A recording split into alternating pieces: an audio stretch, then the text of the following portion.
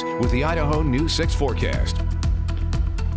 6:19 is your time, and good morning to you. If you're enjoying the cooler weather, well, you've got the nicer work week ahead of you that you're going to really love, especially if you like a little bit more rain and stormier weather. We kind of just have this trough moving above us, and as it continues to push through, it leaves open that gate for cool weather, and we welcome it because we know that summertime heat is going to be around the corner pretty soon. Now, regardless, waking up this morning, temperatures look all nice and cool. You've got those mid-40s along your valley floors, 30s continuing off in those mountains, and our wind speeds, they're starting to increase a bit. So if you're making your way into the Magic Valley, that's where it looks to be the breeziest at the moment. 21-mile-per-hour winds in Twin Falls, 14 in Glenns Ferry.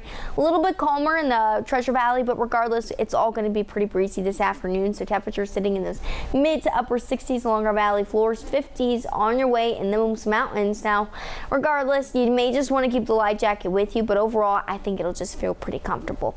Now, into Saturday and Sunday, that's when we'll be looking at our next chances of rain and some snow showers for those mountains coming in. Again, it's very wet snow, but who doesn't love to talk about snow in the month of May?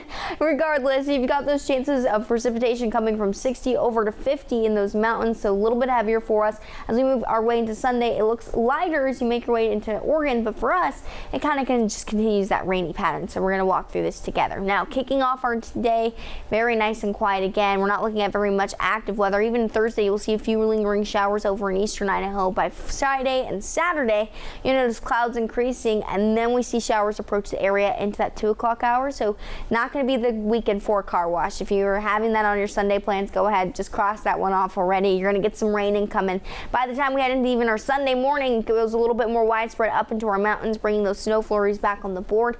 Monday, and it looks like even into Tuesday, we remain pretty quiet and calm out here. We could potentially see a little bit of rain in our west central mountains next Tuesday, but otherwise, we're going to start to see that flow change, and when it does, we'll get a nice and warmer afternoon ahead.